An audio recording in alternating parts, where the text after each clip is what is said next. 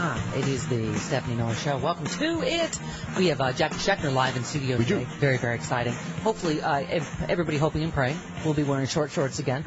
Still summer. Very, very exciting. It's very humid here, too. So yeah, right? It's gross. Yeah, she brought the Miami weather with her. Yeah. Cece Goldwater on the big show. And, wow, lots to talk about. We both personally dipped a toe in the whole Israeli-Palestinian crisis with friends and stuff. Well, someone broke up with me because apparently currently I am a Hamas terrorist sympathizer. Uh-huh. And I thought some people broke up with me last week because I was a Zionist hoodlum. Well. Okay. All right, but yeah, Jonathan Chait, an interesting piece. He's liberal and Jewish, and he wrote a piece in New York Magazine, Israel is making it hard to be pro-Israel. Yeah. And Rob is one of my best friends who is very liberal and Jewish, and, but we had a conversation last night about it, and it's... Rob of Rob and Trish. Yes, Rob of Rob and Trish. Yes, who you keep talking about. Yes. And also Scarborough apparently said this morning, I'm a big Israel supporter, but this offensive is asinine. Well, yeah, I mean, there is it gotten to the point where there is nothing you can say on either side because even in your tone that doesn't sound like, yeah. All right, so we will, we will get into all of that. In the meantime, look who's here, everybody. Carl. Carl Frisch, bullfightstrategies.com.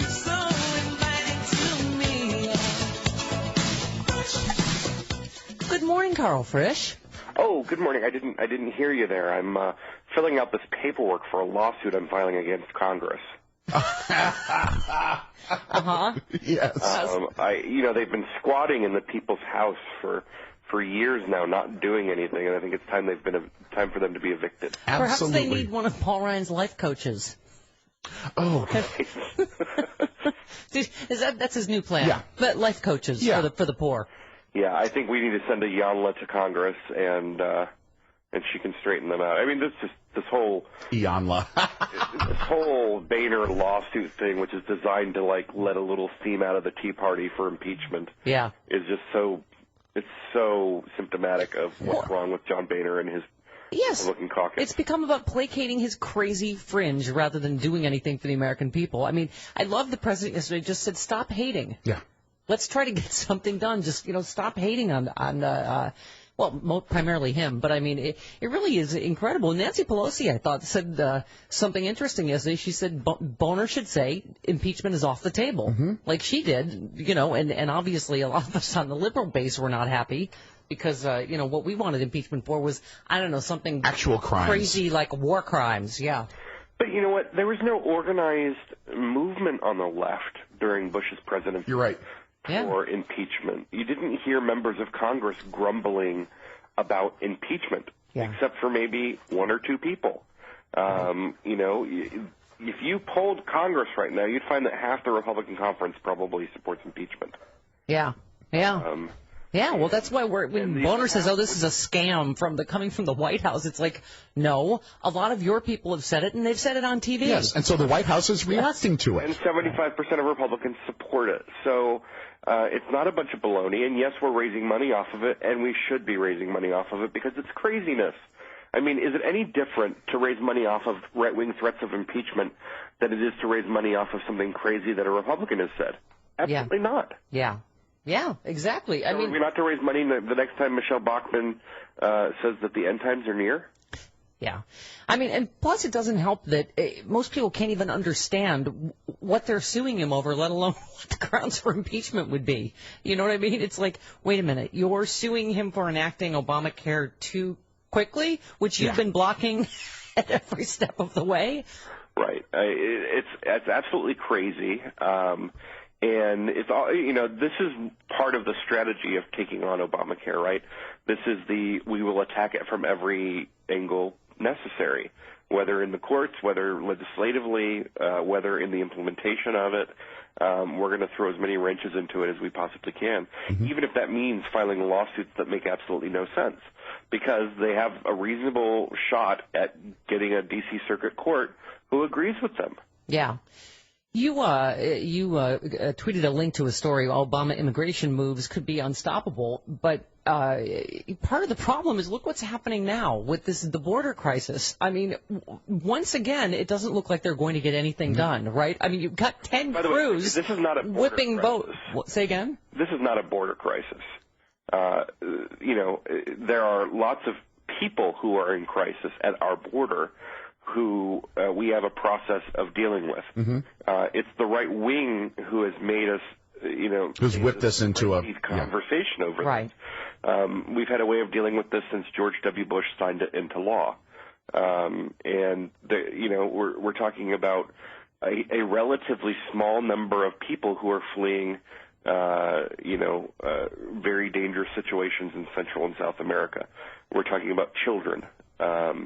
And to hear Republicans talk about it, they make it sound like our border is under attack. Yeah, Louis Gohmert tried to put across yesterday that illegal immigrants raped or assaulted 7,000 women in Texas last year. No. That was true. And are there illegal immigrants that commit violent crimes? Yeah, I'm sure there are. And you know what? There are people who commit violent crimes too. And we have ways of dealing with that. Yep. But I mean, look at the dysfunction just of Congress, as you alluded to at the top here. You've got Ted Cruz sticking his nose in the House business again, trying to whip votes against John Boehner's immigration bill, which I guess is not mean enough. Right. Meanwhile, I mean, it just is. It's incredible. Well, I don't know what they hope to do at the border that isn't already being done. I guess they want a border agent every 3 feet instead of every 7 feet. Yeah. Thank God there is Reagan Book. You alerted me to the Right Have Fleed Facebook now for Reagan Book. What is? Explain this to me. It's like Jack Kemp space, apparently. It's the. I don't know if you know this, Stephanie. I mean, you probably do because you're so hip and with it. Yes, thank you. Facebook, like the media and like science and shapes and numbers and letters, and has a quantifiable liberal bias. I see. So we need a place where fellow right-wingers can get together and express our right-winginess without the fear that Facebook is going to shut us down. So we've got Reagan Book. Oh, thank God. And you can join with literally tens of people who share your views that are real, because otherwise it's just there's a whole lot of fake accounts like Darth Vader and it's like Tea Party Harmony. Well, and liberals are joining en masse too, just to F with them. There are probably more liberals joining than there are conservatives. Thank God for Sarah Palin Channel and Reagan Book. Were there mass cancellations of people's accounts because they were posting right-wing things on Facebook? I don't seem to recall that. No. But what does happen from time to time, and this is being started by, I cannot remember her name, but something Porter, Linda Porter, I think, who is a virulent anti-gay homophobe. Awesome. From time to time, right-wingers will post videos or start groups on Facebook that are anti-gay and explicitly violent in rhetoric or what have you. Well, that breaks Facebook's violence policy. Terms of service. Yeah. And so they will often get shut down in the same way that Apple iTunes will, not allow ex-gay apps on their iTunes. Right.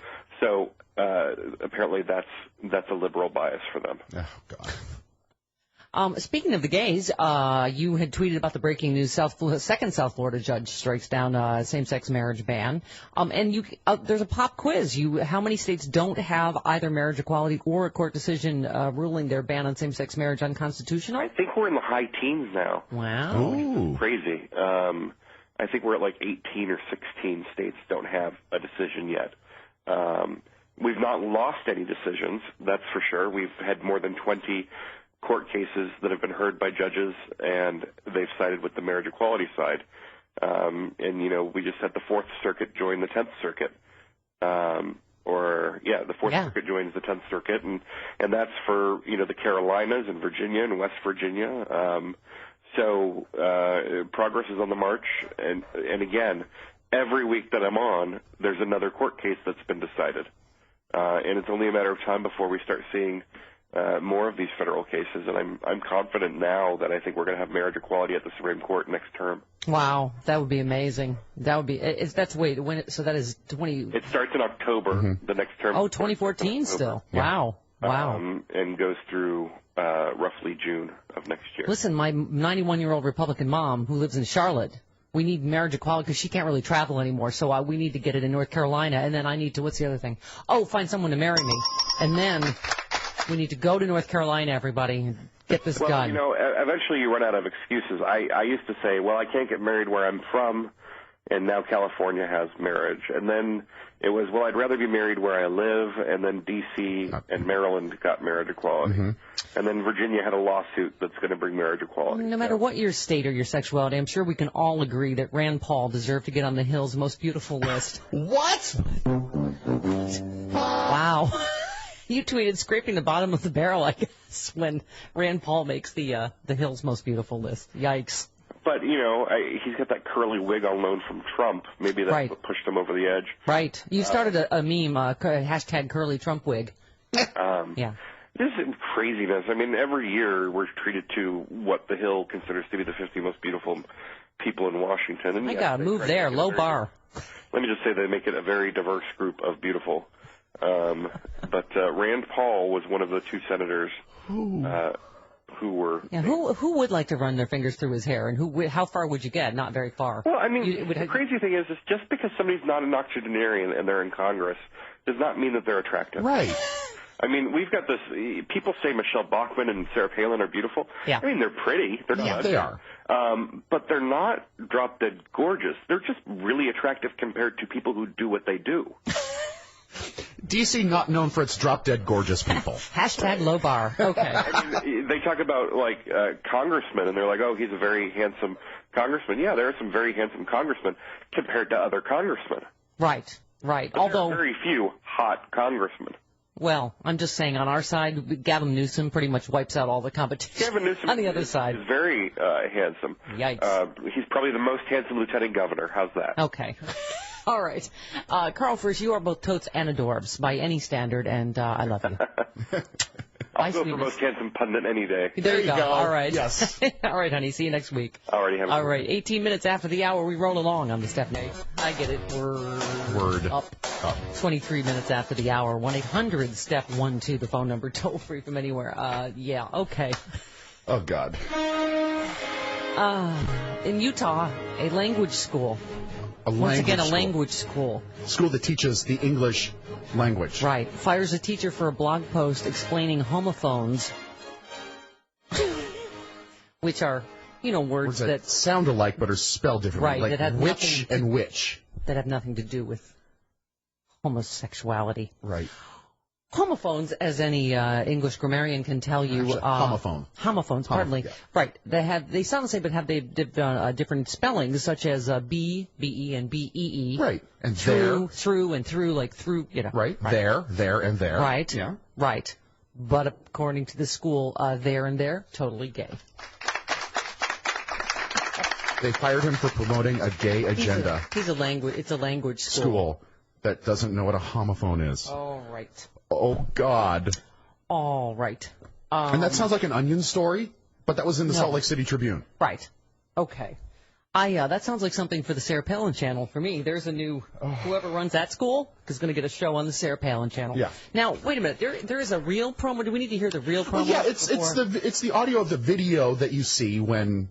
Yeah, do we need to hear the whole one? No, we don't have to hear the whole one, but let's just get a taste of... This is the actual Sarah Palin promo. Hello, and welcome to a new project. This is a news channel that really is a lot more than news. Right. This is a community where we're going to be able to share ideas and discuss the issues of the day, and we're going to find solutions. Are you tired of the media filters? Well, I am. I always have been. So we're going to do something about it. Okay. All right. Okay. Yeah, all right. Thank you. Media filters, like, what do you read? Okay. Ah, boy. Oh, God. All right. Yeah, I think we have another one here. Hello, Hello, and welcome to a new project. We're launching a news channel that really is a lot more than news. This is a community where we're going to discuss the issues of the day in a folksy, I don't actually read any newspapers kind of way. And we're going to find solutions. And spoiler alert, they're all going to involve blaming things on the black guy. Be sure to check out our weekday programming with shows like Northern Ear Torture, Speaking Bad, My Three Guns, and So Can You Nominate a Running Mate Who's Smarter Than a Fifth Grader? But this TV channel is much more than just politics and hard news. We're going to share things as a community. To start, you're going to share with me your credit card number and 3-digit code on the back. Then, we're going to give you the word of the day. Today's word is charlatan. After you sign up for our community, we'll be sharing with you the real America, down home, heartland, things we do here in the house, without the media filter. Which is why, in order for me to share my thoughts instantly with America, they've installed at each one of these cameras a little tube I blow into to make sure that we don't have any gotcha moments. And we'll be taking you on some of our outdoor adventures, like hunting moose in the Klondike, camping in Denali, or pointing guns at children in Nogales. So come along, get past the lame stream jibberty-jabberty and shucking and jiving, and join us on our channel. Oh, boy. All right. Thank you. Rocky Mountain Mike and, of course, Mary in Ann Arbor. Thank you. Thanks. All right. Oh, by the way, Denise in Monroe, Washington writes, Dear Steph, I've been weighing the cost benefits of a StephCast subscription over the new Sarah Palin subscription costs. Though Sarah is more costly than you if you get a year subscription, she is more winky than you, and I get more winks for my bucks. I noticed in her promo video there are way more only white people on her show. Your diversity quota is out of hand in comparison. It's true. Okay, I'm going to subscribe to StephCast on the condition that you wink more because you are cheaper price-wise. There you go. A couple of free ones for you out there on TV. By the way, they do put her winking in the promo. They do. Yeah, as if that's like a. There you go. It's her catchphrase. You remember how irritating that was when you were watching? You couldn't believe it when you're watching the debate with Joe Biden. You're like, is she winking? Why is she winking so much? Does she have something in her eye? Does she think it's cute? I don't. Like, instead of an answer, she would just there'd be like a quip and then a wink. Say it ain't so, Joe. And she winks like Jessica Walter did on Arrested Development. This is only going to mean something to people who watch Arrested Development, but it was like... Wait, it was... Yeah. Right, if she were in acting school, they'd be like, stop, that's too much. Right. Stop indicating you're... Right. All right. Yeah, that's... I thought I was the only one that did not find that cute or... charming or endearing in any way. I just found it irritating. Even more irritating. Just when you thought just her voice was irritating enough. No, you put the winking on top. I dare say it was hella irritating. Oh, boy. All right. So hey, guess what we're going to do now? What? We're going to wade into the Israeli-Palestinian. Oh, God. No, you will. I'll just be over here. I'm sick of that. Oh, no. Okay, 29 minutes after the hour, right back on the Stephanie Miller Show. Is the Stephanie Miller Show. Welcome to it. Cece Goldwater, my running mate, Goldwater Miller 08. Yep. Coming up, and then Jackie Scheckner, all live in all of hour number 3. 1-800-STEPH-12, the phone number, toll free from anywhere. Oh, why not? Let's dip our toe right in. Hello, Mike in West Virginia. Good morning, Mama. Good morning, Chris. Good morning. Hello. Chris, I'm a formerly 355-pound, 5'6" man who's now 238 pounds. Awesome. I'm 50 years old. I have fake teeth, and I'll beat Billy's ass for you. Awesome. Thank you. So, that's one. Okay. Two, I'm very, very much afraid that Israel is seriously overplaying their hand. I mean, this is just awful. Yeah. You can't kill innocent people and children and expect for the United States to continue to pat you on the back. So, I mean, if that makes me anti-Semitic, I'm sorry. Because no, it doesn't. It means you're against the policies of a country. It doesn't make you anti-Semitic. Yes, sir. I'm just I'm pro-peace, and this violence is just too much, guys. I was saying, because it was sort of driven home to me because I was talking to one of my very best friends in the world who is Jewish, but who's very liberal, and, he was very pro-Israeli in this conversation. I'm always, I always feel like it sort of goes without saying that America is pro-Israel, right? I mean, yes, always. But I think you're right. And Jonathan Chait, who I read a lot, who's liberal and is of Jewish persuasion, he writes a piece about it is entitled "Why Israel is Making It Hard to Be Pro-Israel Right Now." Yes, exactly. It's very difficult. And so I tell you, but here's the good thing: no one is listening to this conversation because half of my audience left me because I'm a Hamas sympathizer, and the other half left me because I'm a Zionist thug. I think we're all talking about peace. Yeah. All right. Yeah, Thank you, exactly. honey. Thank you. By the way, I wanted to put this in context because, it really does seem like the world has gone insane, and there's just so much death. And Chris, I haven't even talked about this on the air, but I've been dealing with it in my life. Not only did my friend Jimmy die of a heart attack a couple of months ago, very suddenly, I lost another friend last week to a drug overdose.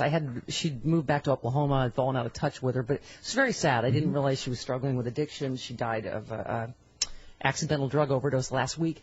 My friend Trish's mom is dying. I'm going there today after the show. It's I gotta tell you, oh my God, last night we were just trying to be friends to each other. This conversation just came up in the context of other stuff going on in the world. But I think that's the important thing, to try to love and be good to the people that are in your life.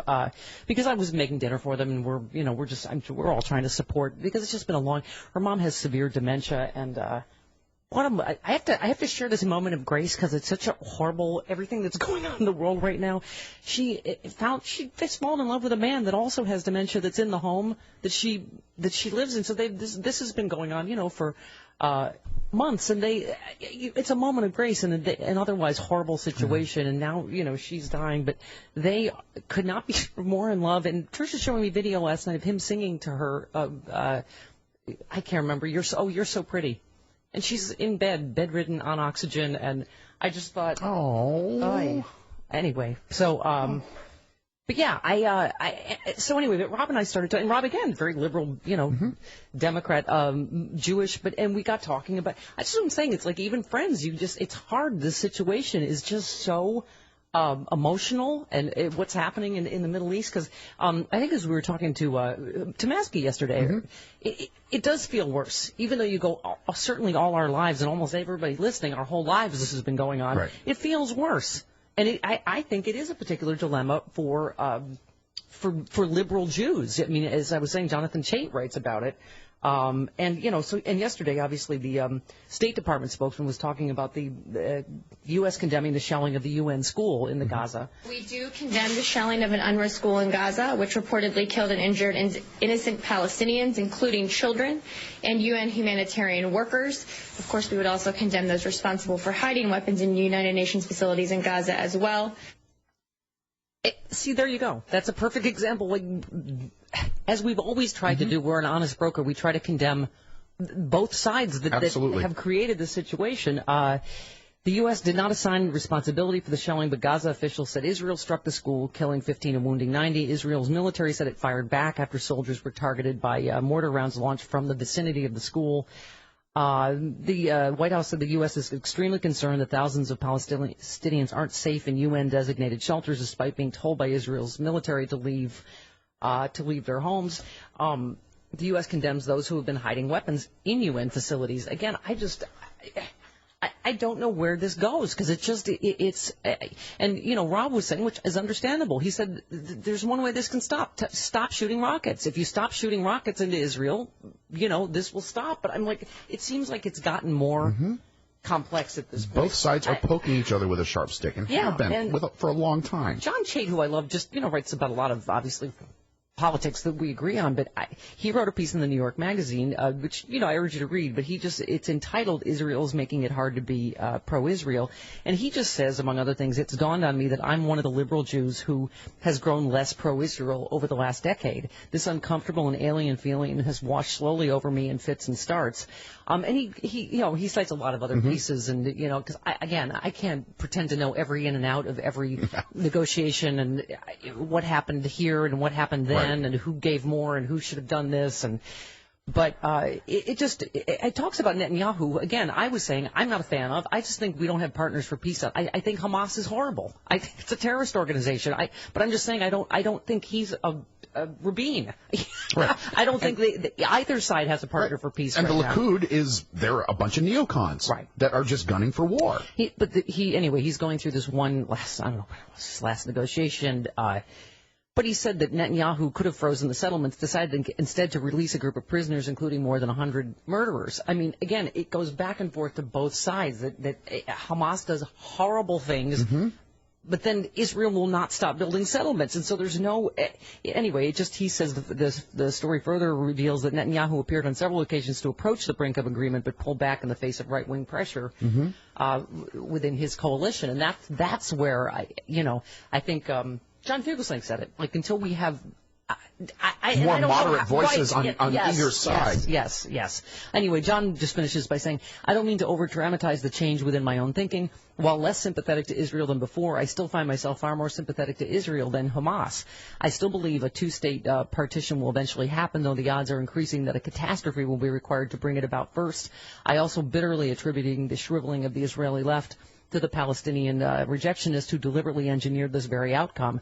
The change in my thinking is gradational, not transformational. Like many liberal Jews, Roger Cohen, and he cites his piece today being one of the latest, I recognize that the facts change, and I have changed my mind.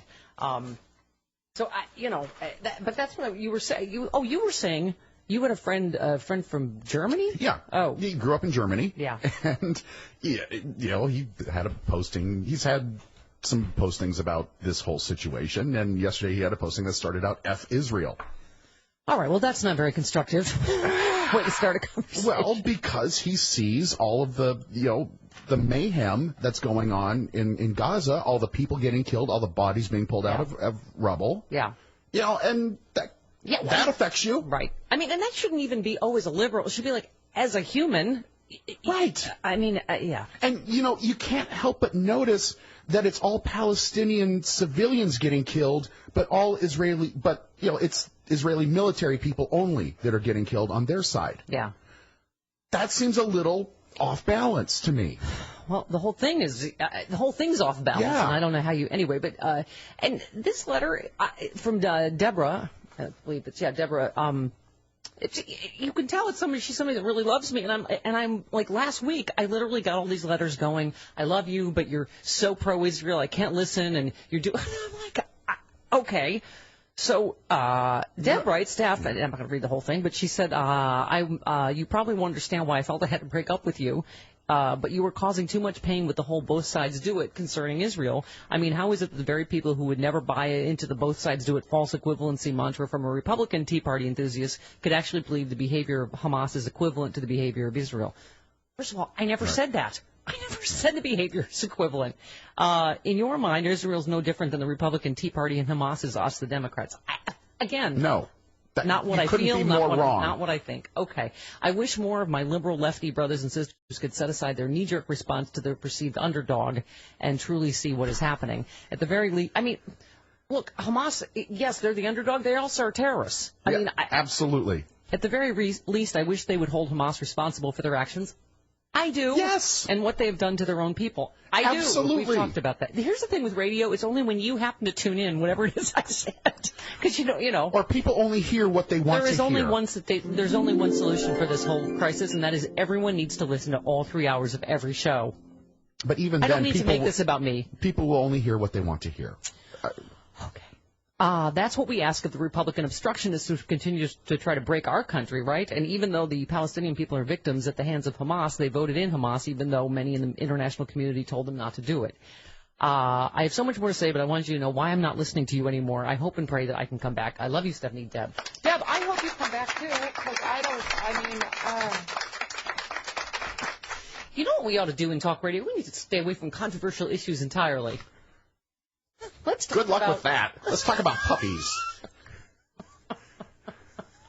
Okay. KB in Newark, you're on the Stephanie Miller Show. Hi, KB.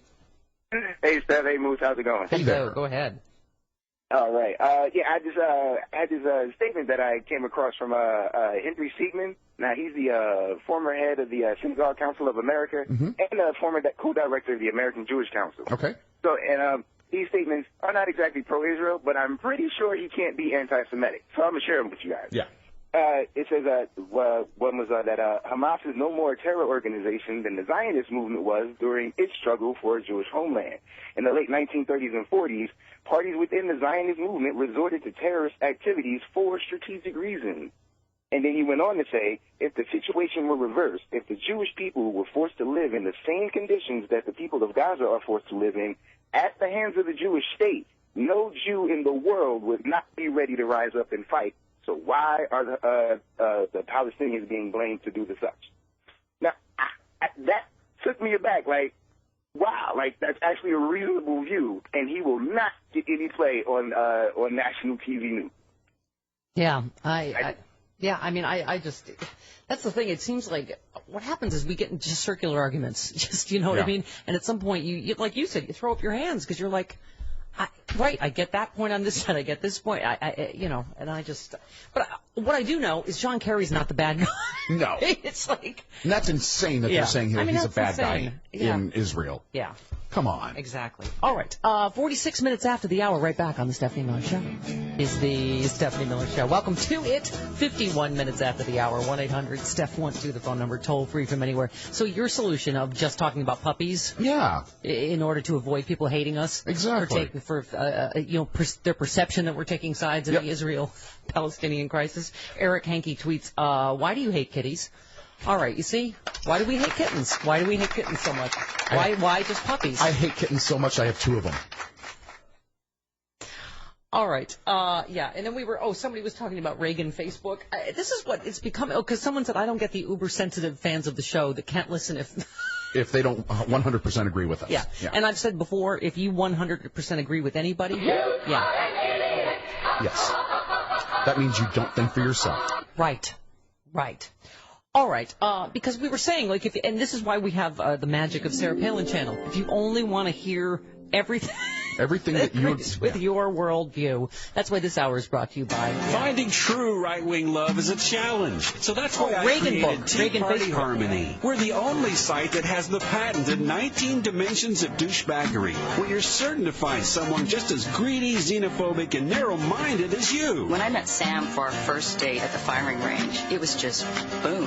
We both know that Obama was born in Hawaii. But that's not really America. I don't like taxes. I'm afraid of brown people. There's no such thing as nuance at Tea Party Harmony. Don't tread on me. But I found out he kind of likes that. Find that one person who's going to love you passionately for the gun-toting Tea Party nut you really are. It all starts with your sociopathic personality profile. Awesome. Right now, review your compatible wing nuts for free at teapartyharmony.com. Yay! All right. Reagan book for people that cannot on Facebook, because there tends to be differing opinions on Facebook. And differing people post things that you don't agree with. And that freaks people out. Okay, let's go to Linda in Chicago. You're on the Stephanie Miller Show. Hi, Linda. Hi. Hi. Hey, hi, Chris. Hello. One of the things I wanted to add is one of the reasons that this whole situation between the Israelis and the Palestinians doesn't make sense to a lot of people. Right. Is historically the way that Jewish people have handled, Israelis have handled conflict is very brutal. They come from, their philosophy is an eye for an eye historically. And they have been brutal and take no prisoners philosophy. And we're judging, they're pre-Christian.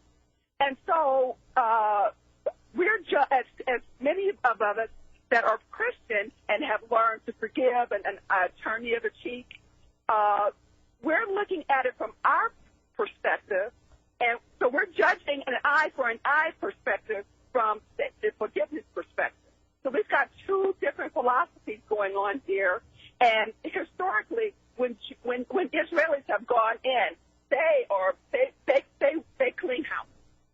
They they're not kind. Well, look, I think, everybody can use or misuse religion, whether it's Christians or whether it's, Al-Qaeda or whether it's, that's the thing. I think that's what we've been talking about, Chris. It's just extremists on either side exactly. are and again, I speak as my dad was a prosecutor at Nuremberg. Like, I get the history on both sides of, why we're here. I just don't know how we get out. Okay, hello, Faustin in Baltimore. Hello. Hello, how you doing today? Good, go ahead. How you doing, Chris? Hi there, Faustin. Look, I agree with you guys. It's a horrible thing going on with all those civilians being killed. But leave us not forget who started this. Furthermore, Hamas has had plenty of chances to stop this thing. Anytime you fire rockets on civilians, that's what they're trying to kill, right? They're trying to kill civilians. Yeah. So anytime you do that in my country, I'm at war with you, Yeah. The onus is really on the Palestinian people to stop Hamas from firing those rockets. And Hamas wants world opinion to turn against the Israelis, so they're going to keep firing them, you see? Yeah. They're not going to get hurt. Hamas is not getting hurt. Yeah. Well, I was saying what my friend Rob said, it's just, but I think unfortunately, it's more complicated than just the simple stop firing rockets, Yeah. I mean, first of all, and I agree with you, they have to get Hamas out of power, but again, I don't know the whole system over there and when that happens and how soon, I don't either. God. Anyway, Alan in the... Just turned into Maylee's mom. Hello, Alan. Alan in Chicago. Hi, Stephanie. Hi, go ahead. How are you? Good. I just heard the last caller and kind of echo what he stated about, a country or people's ability to defend themselves. Obviously, I feel bad for the Palestinians. I would like to see them get their own state. One thing that you discussed about 10 or 15 minutes ago, though, is something that I call to just kind of express my dismay. And I keep hearing, and first of all, I'm a WCPT listener here in Chicago. I'm liberal. I love you guys. I love you back. Listen every morning. I hear a butt coming up. But this is the thing that I really wish somebody would kind of understand or explain, that when they talk about disproportionate casualties, I was watching the History Channel, for example, 2 days ago, and they talked about a battle in Saipan during World War II where the U.S. killed 8,000 Japanese soldiers and lost 400 of our own, which was disproportionate when you look at that. That's 20-1, but we never really talk about disproportionate killing when you're at war. I think, when we bombed Dresden during World War II, we killed 100,000 civilians. Terrible thing, but it's just something that I guess is in the horrible, unfortunate reality of war is that civilians are going to get caught up in it. It happens in right, but you can understand where, again, and I think a lot of the world does understand both sides of this, but it is very disproportionate. Right, and I think that it's disproportionate. Would Israel be not as? If Israel had lost 1,200 civilians to the rocket attacks, would everybody say, okay, that's cool, let's keep it going because we're right in line, we've each lost about the same amount of people? I don't think war has ever fought to say that, okay, we need to even up the score here. I think when you're at war, you want to try to beat the other guy as quickly as possible so that the war could stop. And that's why war is so awesome. A very profound tweet just came in. As long as people talk about who started it, they're not talking about anybody. I was just going to say, have you ever gotten in a fight where then you don't even remember what it was about? Exactly. I don't even remember why this started or who said what or when. That's profound. All right, 58 minutes after the hour, right back on the Stephanie Miller Show. We had a lesbian governor here in California for a few hours yesterday. Why wasn't I told? Well, it was only for a couple of hours. Because Jerry Brown was out of state, Gavin Newsom, Lieutenant Governor, was out of state. And whoever's below him was out of state as well. Right. And so it fell upon, what was her name? Oh, shoot. I had it here. Toni Atkins. She's the California Assembly Speaker. All right. Awesome. Can't believe I didn't even know it. Yeah. She had a sense of humor. She said she thought about going down to the border of Tijuana and putting her foot across Governor, not Governor. Governor, not Governor. Which would be funny. She's a funny lesbian. Yes.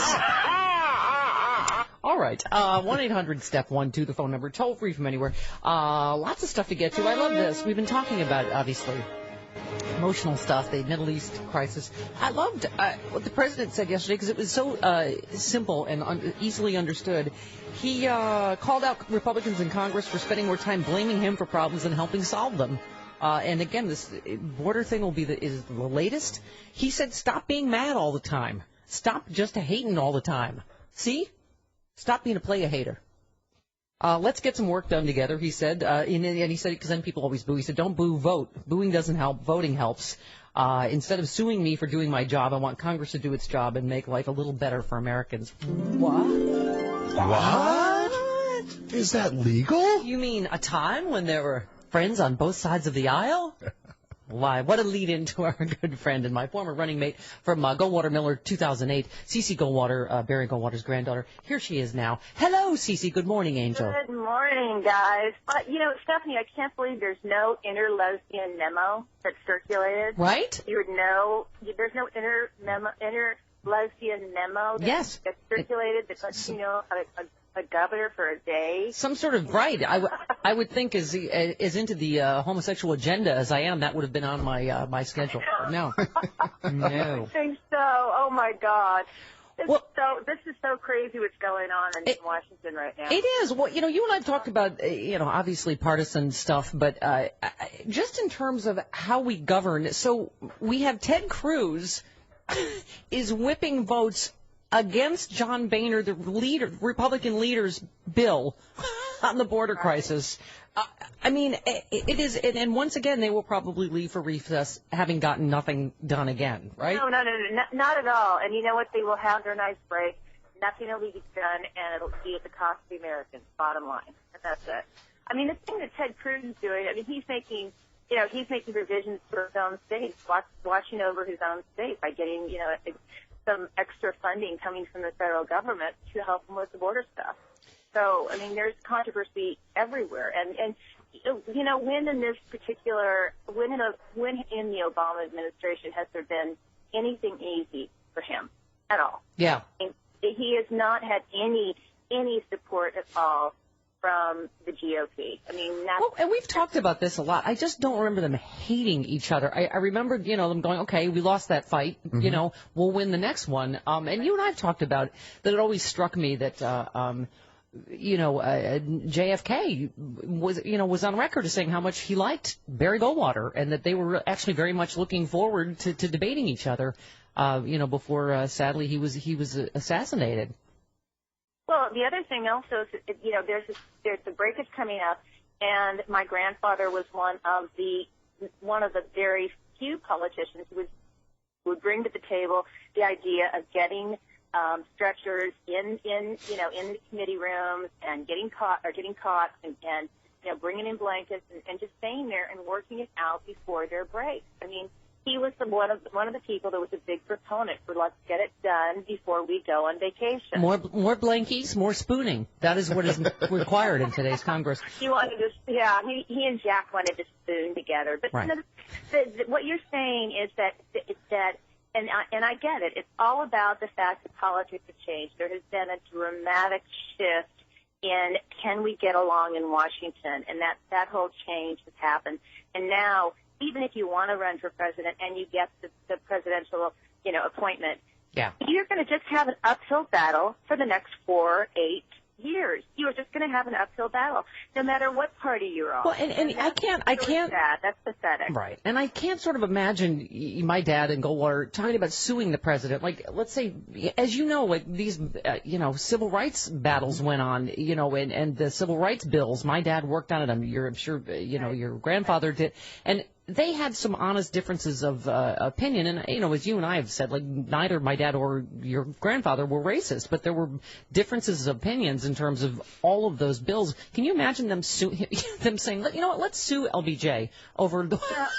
which version was enacted and how? Yeah, it wouldn't have happened, and if there was wrongful doing in a party during the time that your grandfather or your father, my grandfather, were there. Like, for instance, the Watergate situation, which there was just ill will. There was a lot of problems with Nixon being in office, and it was my grandfather and a couple other senators that had to go tell him to resign. That's the way they handled things. Yeah. So if there was so much of a big problem with what Obama's doing right now, why aren't certain Democrats going to him and telling him he has to resign? Because he hasn't done anything. Yeah. He's trying to do his job, but he's getting pushed back from all the GOPs that are just, what is his name? Yoo-hoo Ted Yoho? Or Yes, Yoho. the Yohos of the world. Yeah, Florida. And the boners, all those guys are just giving it a hard time. And if they just let something go, I mean, healthcare, I mean, it starts out with everything. The whole healthcare thing has just gone, it's been such a trial for him. And Obama's threatening to say, hey, I'm going to take my pen and just do my job, gives me the opportunity to do and get some things done. Regarding the border thing, what do you think your grandfather would think of the Gomerts of the world currently?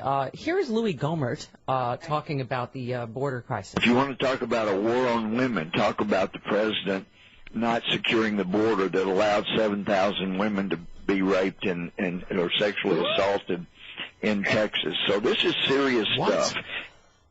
What? Right. No, what?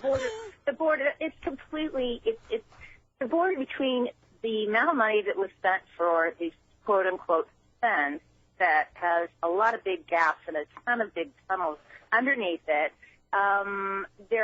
The border issue has been going on for years and years and years. It's not something new. But Cece, I'm sorry, the problem is they have these crazies that say things like that are just completely untrue. And Steve King said, this must be their thing now, to throw rape into this.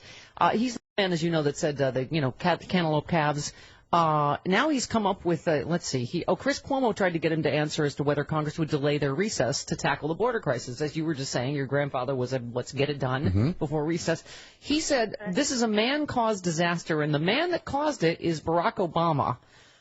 With his DACA policies and his Morton memos, and I don't even know what he's talking about, and the advertisement that has been such a huge magnet that have caused these families to give their daughters birth control pills and send them down a rape path all the way through Mexico, and it's a death path on the death train.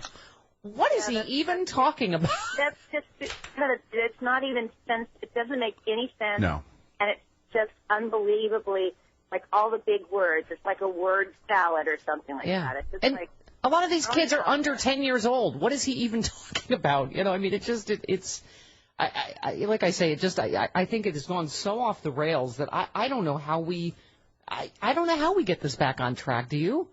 Well, in Arizona right now, we have a big problem with justice, racial profiling, and the Hispanics that live here in Arizona, the ones that have been documented legal citizens for years and years and years, the border stops are such an interference that anywhere that you live that's down near Tucson and that area, there are hundreds and hundreds of border stops that you have to go through to get to your job. A lot of these people work, in Sierra Vista or something like that, and they have to go through a lot of these checks to get to work, but they're profiled. And if they're Hispanic, they're often pulled out of their car, they're made late for work.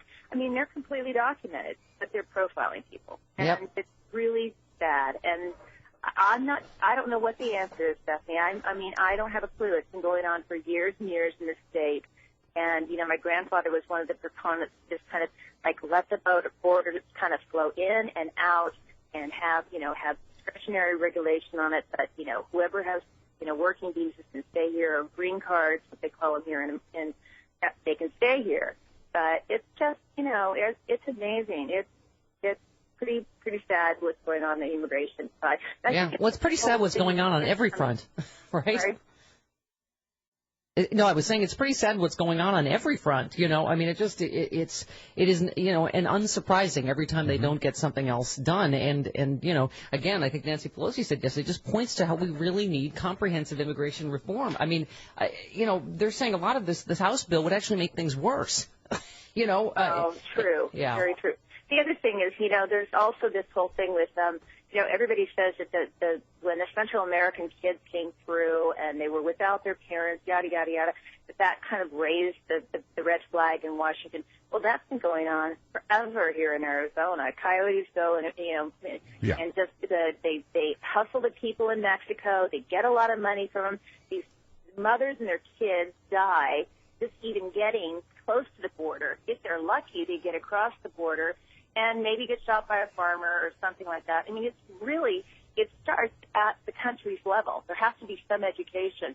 So that's where we have to start working on, is that we need to make sure that everybody in the world doesn't think that America is this open door policy where you can just go and live. I mean, look at Australia, look at New Zealand. I mean, you can't even go there without visa. I mean, you couldn't even stay there longer than a certain period of time. Yeah. I mean, I was just in Canada last week, and boy, just to get into Canada, they ask you a million questions just to get across the border. And you come back through, go back in the United States through customs. It's like, okay, bye-bye. You know, it's just. Right. They probably suspect you of trying our to own. snatch that socialized medicine from them. Because, yeah. All right. Cece, we need to go back to talking about something less contentious, the Middle East. But Oh, yeah. thanks for taking time. Bring it on. All right. Love you, honey. Talk to you next week. Okay. All right. There she Bye-bye. goes. Cece. All right. Yes, people have been waiting on hold to fight about the Middle East. Let's do it. 17 minutes after. Bring it on. Bring it on. Right back on the Stephanie Miller Show. It is the Stephanie Miller Show. Welcome to it. 22 minutes after the hour. Nurse Jackie on her way in. Jackie's Healthcare Corner in hour number 3. 1-800-STEP-1-2. Hey, back to fighting about Israel. Okay. Deb in San Diego, you're on the Stephanie Miller Show. Hi, Deb. Thanks for holding. Hi, good morning. Hi. Chris. Hello. To talk with you. And I'm still listening, but my work schedule's been kind of wonky, so I have missed a few shows. But Okay. I'm still out here, and I think a lot of other people are too. But anyway, I think, you know, you're a Libra, Yes. and you're just trying to find the balance, and it's also your job to report both sides. But I've also struggled with this. I have a friend, a very dear friend from 30 years back. She is posting more and more on Facebook about, you know, Israel's not the bad guy here. We're you know, this and we're that, and I am really having a hard time because I'm trying not to focus on the fact that there's been so many civilian deaths and that there are a lot of problems that have been caused by Hamas as well. But it's getting difficult. You know, I'm still trying to listen to both sides, and I'm still trying to find that sweet spot where I go, okay, this is why all of this is going down. But in the end, I think it's just too much testosterone. Yeah. Let's just blame it on boys. Let's just do that. All right. Thank you, Deb. I'm always down with that. Ed and Philly, you're on the Stephanie Miller Show. Hi, Ed. Hey, how's it going? Good. The reason I'm calling is that we have to remember the Middle East is basically a big family feud. It all started when Abraham, or Ibrahim as the Muslims call him, couldn't get a kid first time around, so he had sex with his. God told him to have sex with his hot little servant, and then God told him to send that servant. I don't think hot little servant was in the Bible. Well, in the Old Testament. that's my version. Okay, that's your interpretation. Got It's it. not literal. Okay. But the problem occurs is that later on, Abraham, you know, the Arabs are pretty much put off by the side, and especially in Saudi Arabia, where nobody wants to be. It's a horrible place. And this guy comes along by the name of Muhammad, and it's appropriate to say peace be upon him after you use the name of the prophet. And he says he's a continuation of Judaism and Christianity. So not only do we have a family feud, and now we got religion on top of it, and so it's going to take a lot for people to, you know, get realistic. So we got some serious trouble in the Middle East. But the first thing that, you know, Muhammad accepted the Muslims as brothers. I mean, the Israelis, the Jews as brothers. You know, not very good as far as doing what God wanted to do, just like us poor Christians. But he did accept us as equals. So it'd be nice if the Muslims in the Middle East would actually accept their Jewish brothers and get on with living. My God, you know, look, all the money that's poured in there, the whole Middle East could be, you know, Garden of Eden. On both sides, exactly. I don't know. I'm stuck on hot little servant, too. Okay. And we got the breaking news that there's trouble in the Middle East. Thanks. Okay. All right. You're a regular Walter Cronkite. Okay, Robert in Booga Booga, New Jersey. Hey, Robert. Welcome. Hi, how are you? Hi, go ahead. Yes, I have a question going back to the border crisis. Mm-hmm. How are you 100% sure that the conditions for these children without their parents coming over the border is all sugar plums and fairies. Because that's what I said, that this is all sugar plums and fairies for the children coming across the border. Well, I mean, you discussed the rapes as if they're not happening. Louis Gohmert threw something out that completely unsubstantiated. It was a complete leap of blaming the president for some statistic that he pulled out of his ass. I'm not. It's been proven false by government statistics. Louis Gohmert lied to his constituents. I mean, it's them trying to twist themselves into a pretzel, going, no, the real war on women is being, is led by the president and the Democrats. That was just a. Listen to this again. We have to hear this Louis Gohmert thing again. Yeah. If you want to talk about a war on women, talk about the president not securing the border that allowed 7,000 women to be raped and or sexually assaulted in Texas. So this is serious stuff. Right, okay, because I just pulled what out of my ass? He has nothing, absolutely nothing to back that statistic up. No. Okay, but as I've often said, it is all sugar plums and fairies for the kids coming across the border. 8-year-olds with teddy bears are well known for their raping. This is what happens on every issue. I get quoted for something that I never said. Yes. It's like that time you said death to Israel. What? No! I didn't. What? Okay. Let's get to something that puppies?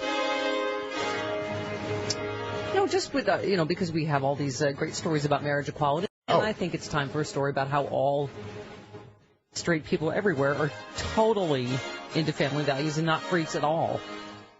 West Virginia prosecutors are mulling criminal charges against a couple spotted yesterday morning engaging in some naked bondage play alongside U.S. Route 40.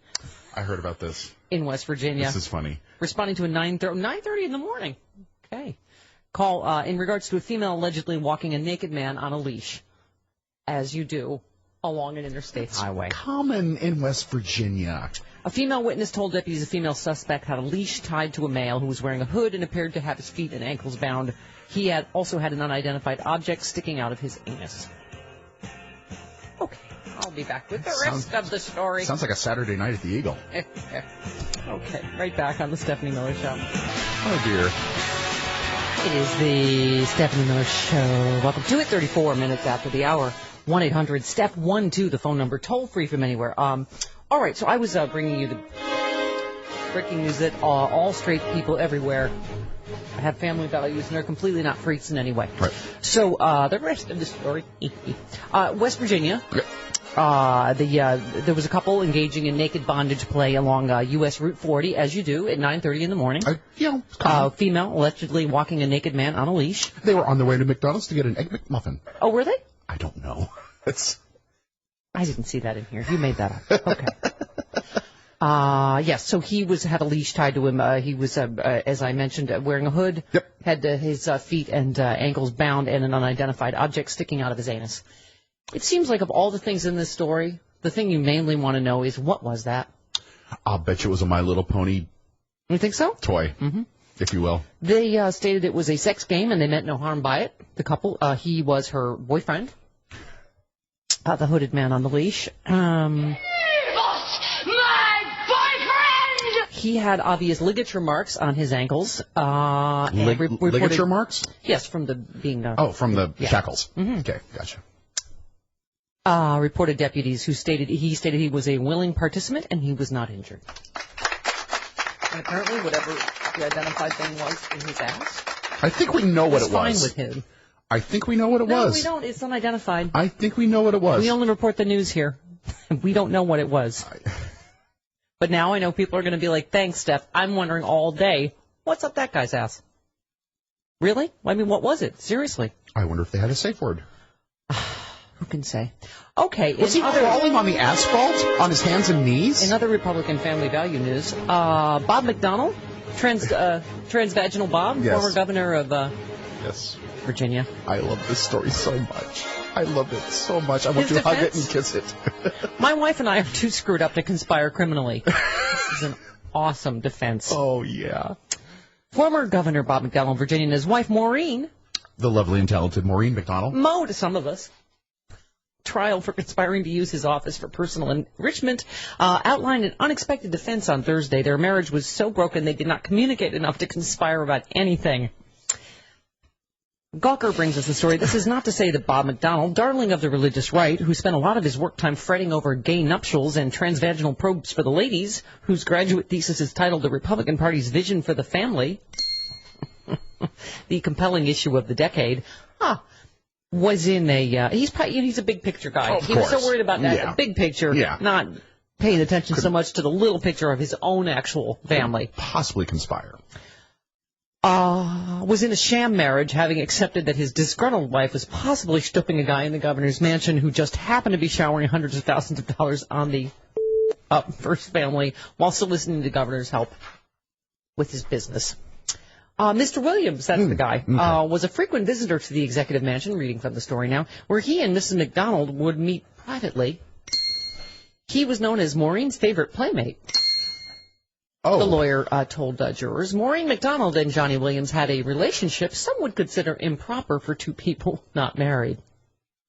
Gawker saying this is the most novel application yet of the vaunted bitches be crazy defense. Yes. Yeah.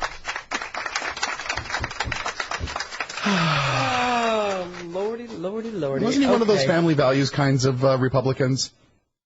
Yes. Yeah. Against the gays. Exactly. Okay. Dan in Chicago. Hello, Dan. Hi, Dan. Yeah, hi, Stephanie. Hi. Hello? Yes, Hi. go ahead, Dan. Yeah, listen, I was just listening to stuff about the Israel situation, and to me, I think in a lot of ways, Israel's like the biggest con job in the planet. I mean, imagine you come home to your house one day, and you find someone living there. And you knock on the door, you say, what are you doing there? The guy says, well, this is actually my house. You say, well, who says it's your house? Well, God does. Where does God say that? Well, right here in this book. Well, who wrote the book? Well, as a matter of fact, I did. Well, you call the cops and say, would you get the guy out of my house? And they don't. They say, there's nothing we can do. Then you go to the courts. The court says, well, even though that you didn't, even though God didn't write this book, it was divinely inspired by God. Mm-hmm. So the guy not only gets to stay in the house, he has the right to exist there. But you get to stay in your tent, unless he wants that too, sign here. No one's going to sign there. That's why this thing's never going to end. All right, thank you. All right. And thanks for playing Really Bad Analogy. Maybe we should record another one that says really incomprehensible analogy. No, I understood what he was saying, and I can kind of see his point. I don't agree with it, but I see where he was coming from. Okay. Lisa in Nashville. Well, that makes one of you. Hey, Lisa, hi, Lisa.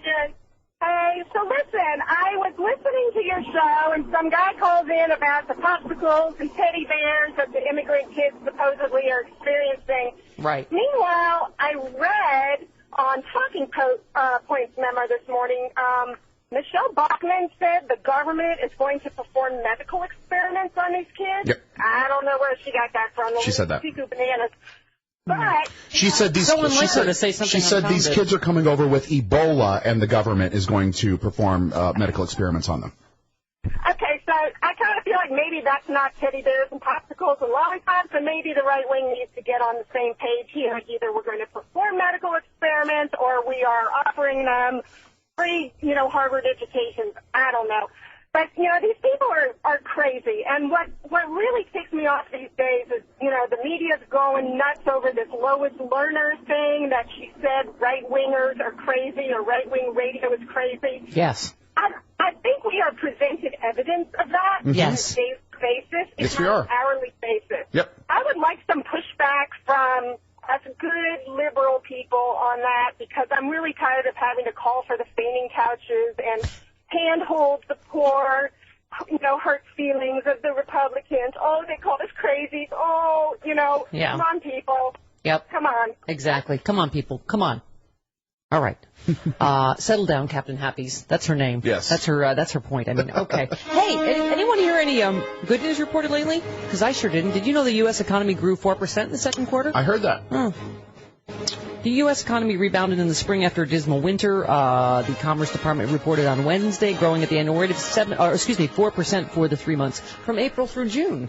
That would generally, in the past, be considered good news for The economy. America, Yeah. the president. Construction is up. Manufacturing is back. Our energy, our technology, our auto industries, they're all booming. Right. That's all you hear about it in the headlines, right? Okay. Yes, come on. Come on and help out a little bit. Stop being mad all the time. Stop just hating all the time. I love that. He went on to say, I know they're not happy that I'm president. I've only got a couple of years left. Come on, let's get some work done. Then you can be mad at the next president. It's true. That's all they're doing. Yep. Senator Mitch McLipless. Our medical costs, stubborn unemployment, the feeling of less opportunity. And what I'm saying is middle-class families deserve a break. Yes, they do. The Republicans aren't going to be the ones that give them a break. To vote you out so that we can actually get that done. Okay, I mentioned this earlier. I thought Nancy Pelosi made a good point. She said, Speaker Boner, said he has no plans to impeach President Obama, but she dared him to go one better and declare that impeachment is off the table, which is what she did when George W. Bush was president. Let us recognize for us what this is. Serious, on a path to nowhere, or maybe, among some of your ranks, a path to impeachment. But if we just want to talk about the lawsuit, it behooves the Speaker of the House to say impeachment is off the table. I hope we can hear that soon. And then we'll see what the merits of this case are. They have no standing. It has no merits. It has a political basis, and let the American people judge it for what it is. She makes a really good point. And as we were saying, we kind of felt like there was grounds for impeachment with George W. Bush, in that a lot of people would consider those war crimes, the lies that led us into Iraq. But all right. Karl Rove, by the way, had some thoughts. Okay. On impeachment. Karl Rove, responding to Nancy Pelosi. We got to be very careful not to be useful, stooges for the president. He wants the conversation in the next 97 days to be about impeachment. He doesn't want it to be about Obamacare and the deficit and the debt and his overreach and on the board, his failure to address the border and his overreach in his regulatory environment. He doesn't want any of that. He wants this to be about impeachment. No, he's responding to threats of impeachment from your party, Carl. Oh, and you mean the deficit has fallen at record levels during his... Exactly. Okay, and it's the Republicans stopping the border bill. That's, and comprehensive immigration reform, which would be... Okay. All right. Here's something we can all be happy about, and that is that you banned Billy. Hi, Jim in Delaware. You're on the Stephanie Miller Show. Hi, Jim. Hi, Steph. How you doing? Good. Go ahead. Yeah, I'm really happy you finally got around to banning him. I've had to listen to his crap for years on your show, on the Ed Show, on Tom Hartman's show. Everybody's show, and it's just, it's so annoying. Yes. Well, he dropped one S-bomb too many for Chris LeBoy. Here, a love letter for you about that as well. Mark writes, my dearest mama, please thank Chris. Ms. Miller, I've been listening to you for more years than either of us will admit. In fact, when it got too painful and embarrassing, I started subtracting years. That's fine. Okay. However, I want to thank you and thank the Muscled Mook. Thank you, Muscled Mook, for helping me financially and helping me save the planet. What a guy. Your brave, handsome, talented producer accomplished that Monday when he banned Billy from Texas from the show. You see, every time I heard Billy on the show, it compelled me to fire up my 1967 Buick Wildcat convertible and drive aimlessly around my little town. The 409 GM V8 belching out huge amounts of carbon. Because of Chris's action, I am saving $65 a day, and now I'm a responsible Planet resident. All thanks to the Muscled Mook. My pleasure. Right, and goodbye to you, Billy. Thanks for stopping by all our shows. The Stephanie Miller Show. Welcome to it. 51 minutes after the hour. 1-800-STEP-1 to the phone number. Toll free from anywhere. Jackie Scheckner gave us homework. She did. She's on her way in. Yep. And we will talk to her about all things healthcare and more. 1-800-STEP-1 to the phone number. Toll free from anywhere. Do we have let's see. First of all, I have a hate letter and then a love letter. All right. Oh, it's that same guy. First of all, he's the same guy that keeps calling me a retard. Oh. Which is... Not okay. I don't care what you call me, just that's... Right, that word isn't. Okay. Stephen, I once again flipped to your show. He keeps coming back just to make sure that He does. He hates I it think as he much likes as you. Yeah. He wants to date you. Just kiss me and date me. Okay, once again flipped your show. The very first thing I heard was one of your stupid background sounds. Oh, you mean like this? Like that sort of thing? How about this? My God, you are a... R-word. Retard. Right. You are the most sickening person for a talk show host ever. Ever?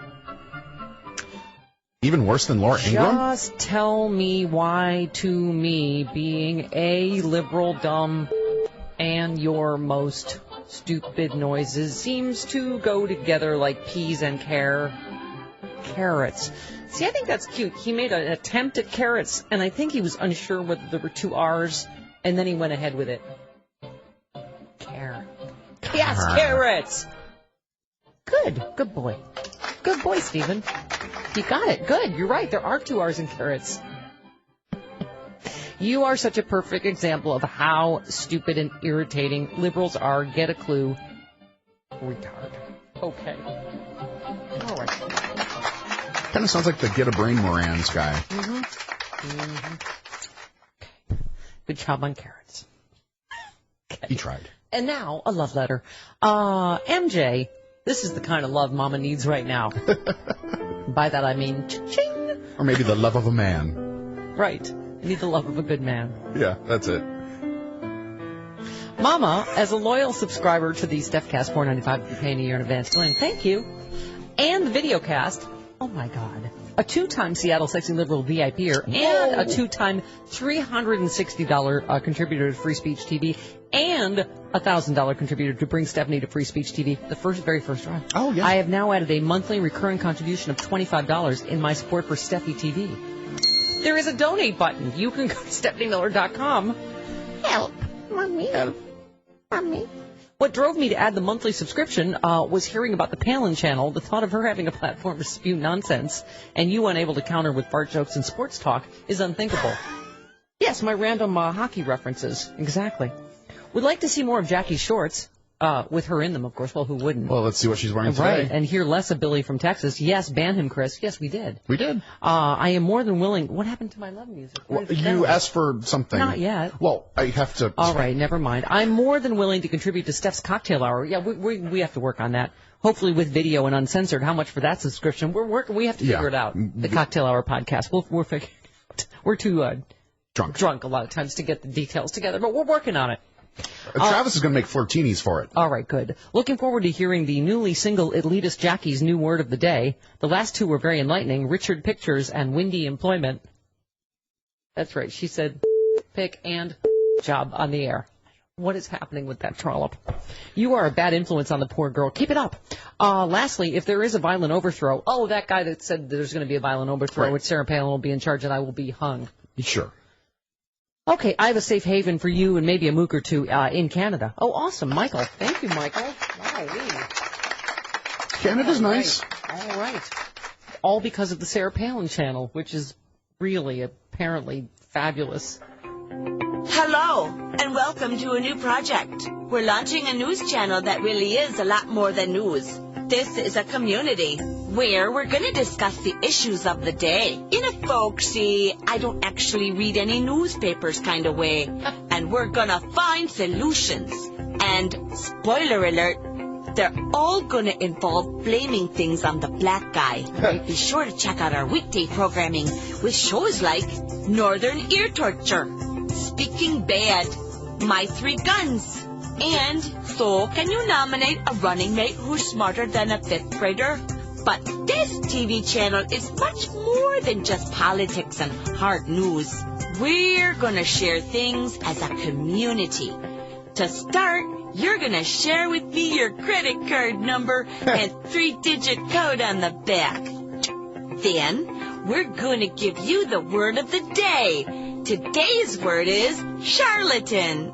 After you sign up for our community, we'll be sharing with you the real America, down home, heartland, things we do here in the house, without the media filter. which is why, in order for me to share my thoughts instantly with America, they've installed at each one of these cameras a little tube I blow into to make sure that we don't have any gotcha moments. And we'll be taking you on some of our outdoor adventures, like hunting moose in the Klondike, camping in Denali, or pointing guns at children in Nogales. So come along, get past the lamestream jibberty-jabberty and shucking and jiving, and join us on our channel. Oh, boy. Oh, boy. All right. Robert in Florida, you're on the Stephanie Miller Show. Hi, Robert.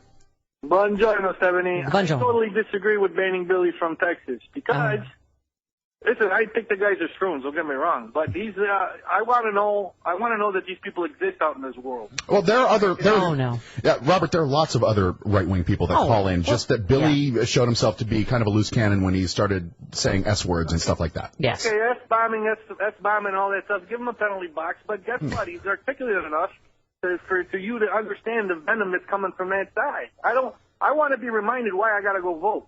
Oh, no, there's plenty of others. We've got John in Amherst. We've got Art in Chicago. Road Flare Mary's. I don't know what happened to her. What happened? Is she on hiatus? I don't know. What's happening? We still have plenty of other people that call in.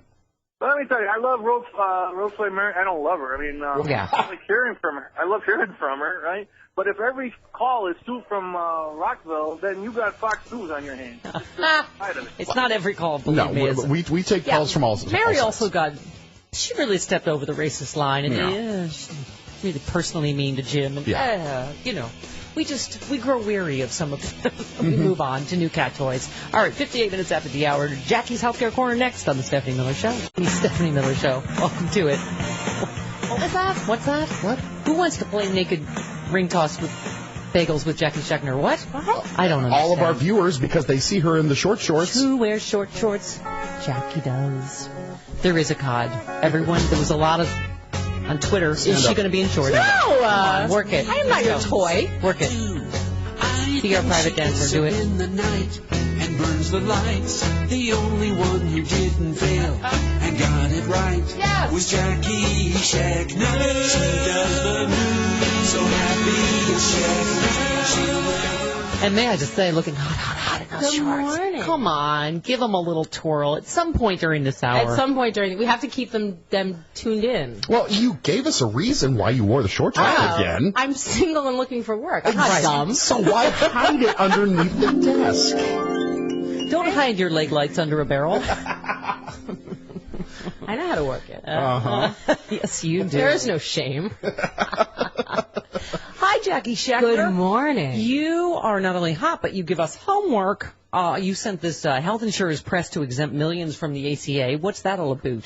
Oh, this is written by my former campaign director from HCAN, Richard Kirsch, and he's now a contributor at The Hill. I would recommend that people read him. He's very, very smart, one of the smartest people I know when it comes to healthcare policy. And he is talking about a bill being considered, past the House, being considered in the Senate, that would allow some people who live abroad a good portion of the year to be exempt from having to purchase health insurance, and it allows the insurers to offer substandard plans. And what he points out, and I think this is the most important part of the article, is that the health insurance lobby, America's Health Insurance Plans, AHIP, AHIP, you'll see me refer to that often online, it's funneling money through other organizations to fight Democrats who support the Affordable Care Act. And that's the most important part of this piece. Is like, for example, they have funneled money, I think he said to counter Mark Pryor, and they funneled it through the National Federation of Independent Businesses. And they, last year we know, funneled, or a couple of years ago, funneled like $86 million through the U.S. Chamber of Commerce. Incredible. You know what all that money could do? It could get people health insurance. Well, that's the problem, right? Is this money that could be spent on actually paying for people's health care is being spent on lobbying and other things that are not health care related. So it's important to note people who come out and fight against health care reform. What you're really doing is standing up for the health insurance companies who are doing absolutely nothing to stand up for you. I mean, these are companies, and I say this all the time, who are obligated by law to get as much money as humanly possible for their shareholders. They are not obligated to take care of you or your health. Yeah. Interesting. This was in the another wrinkle to this in the LA Times yesterday. Nearly 60% of Californians without health insurance before Obamacare signups began last year. now have a medical plan, but the remaining uninsured will present a challenge in the second round of enrollments beginning this fall, according to a new study. I don't know if you saw this. The Kaiser Foundation did a survey examining the state's progress and said that more than 80% of those still uninsured hadn't had coverage in 2 or more years. Yada, yada. The biggest reported barrier to signing up was cost, even though nearly 2/3 of those who remained without coverage were eligible for either Medi-Cal or subsidies through the state-sponsored marketplace, the survey found. And that's one of the biggest things we battled from day one, right, is misinformation. Misinformation. People think it's too expensive, or they think they can't get it, or they don't know how. Well, that's part of the problem. It's very hard to organize the uninsured.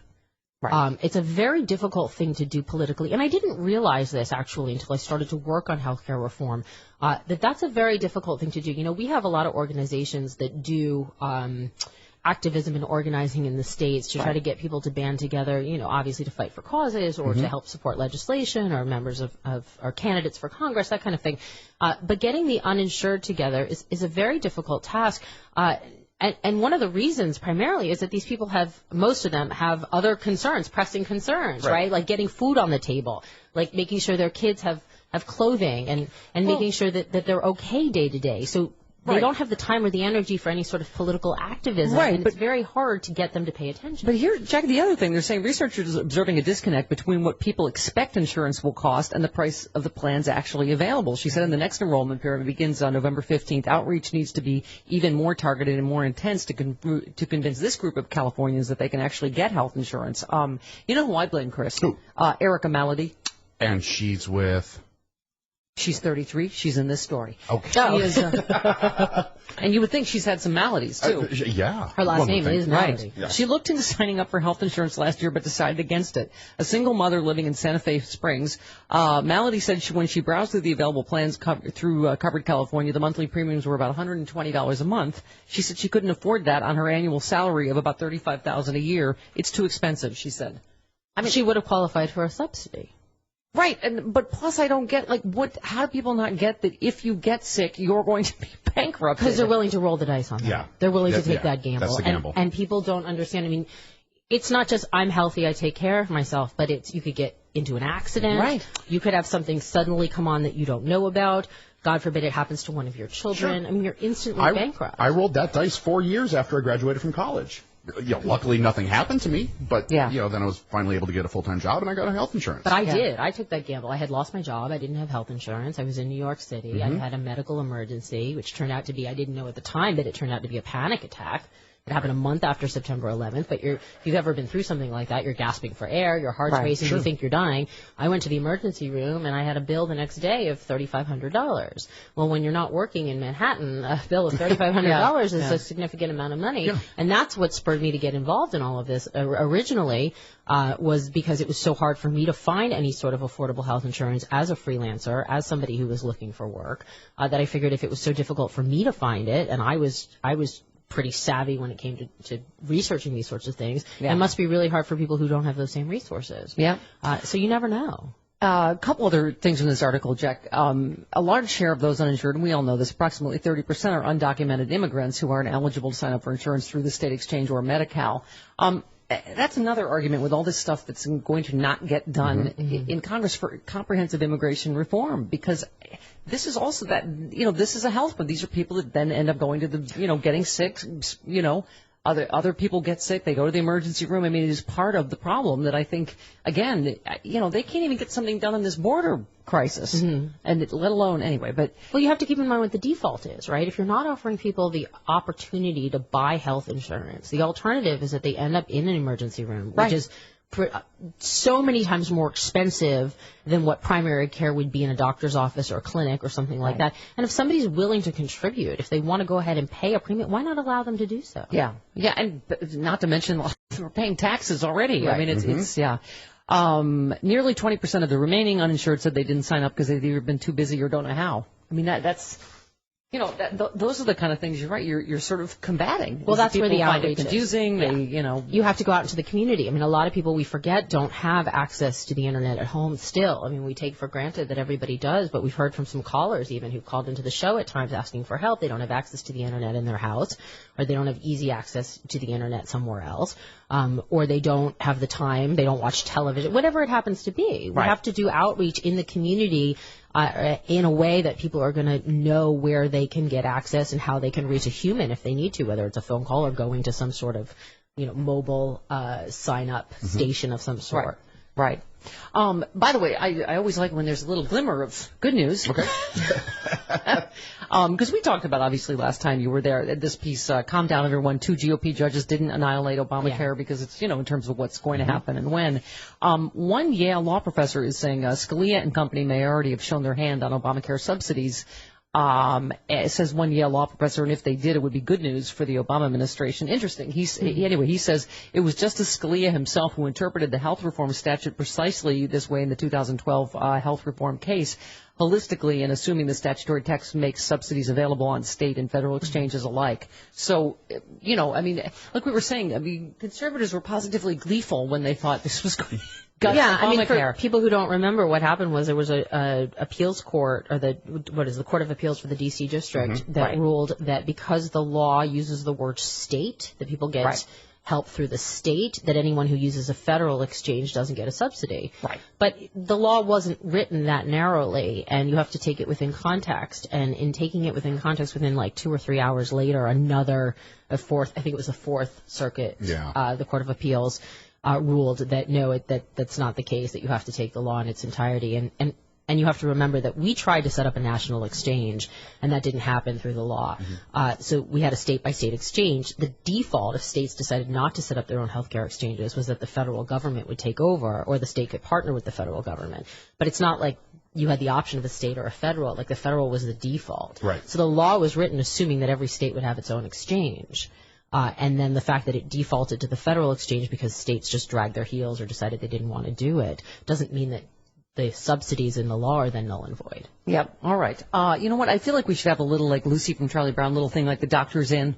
Like a little sort of booth for Jackie to sit in. Yeah. 1-800-STEPH-1 the phone number. Jackie's Healthcare Corner is open, everybody. Can it be a kissing booth too? You! Oh, Jackie is in a mood. Yeah, she is. Okay, and we're always going to hope that we can see her legs and that she'll say job. So, all right. 17 minutes after the hour, we roll along. Jackie's Healthcare Corner on the Stephanie Miller Show. It's turning into Jackie's dating game now. Everybody has ideas for Jackie. Patrick, how about Jackie and Jay-Z? He's almost single. She could be Jackie Z. Jack Z. He'd have 99 problems, but Jackie wouldn't be one of them because she's delightful. Aww. All right. Oh, by the way, if you guys are really for responsible gun control, you'll have Chris put those cannons away. Oh, look who's the eye candy now. Yes. Do you feel objectified? No. All right. 1-800-STEPH-1 I already did it once this week. Okay. How many because I just, during the commercial break, had a conversation about how about so-and-so. Right. Oh, we're trying to set me up. And you were like, no. Yeah, no. Not right now. Fine. Be that way. I still have taste. You're like, hey, I know a guy who's single. You'd be perfect together. I know somebody with a penis. Okay. My son is gay. Do you know him? Exactly. Yeah. See, I thought like only us minorities got that. Like, oh, you're gay. I know a gay woman. Yeah. Oh, okay. You'd be perfect. Right. Yeah. And then, a lot of my black friends can say that too. Mm-hmm. Like, they used to get that for years. Like, oh, I know another black person. It doesn't work that way. No. Why wouldn't that be? What? Oh, dear. Oh, dear. All right. By the way, Katy Perry said she does not need a man to have a baby. She said, I don't need a dude. It's 2014. I'm not anti-men. I love men. But there is an option if someone doesn't present himself. However, we should review her recent taste in men, which included John Mayer and Russell Brand, who broke up with her by text. Yep. Is she talking about wanting babies? Perhaps not now. Perhaps at some point. Is that a thing you would do without a man? Sons? If I wanted a baby? Okay. Sure, why not? Oh, what? Eric Hankey just tweeted and wondered if that was a chamber pot on your desk. Where? It is my emergency. It is not pee. It doesn't even look like. I mean, unless your pee is really concentrated. Yeah, right. Well, you never know what she's been eating. Unless I pee tang, I don't. Could have had some asparagus last night. A little low on your water intake. Asparagus doesn't make it yellow, does it? It just makes it smell. Yes. Thank you, Jackie. Okay, Scott in Boston, you're I on. have a lot of free time. I'm just saying. Yeah, it does make it. And a lot of asparagus. It makes it smell. Right. Scott in Boston, you're on the Stephanie Miller Show. Hello, Scott.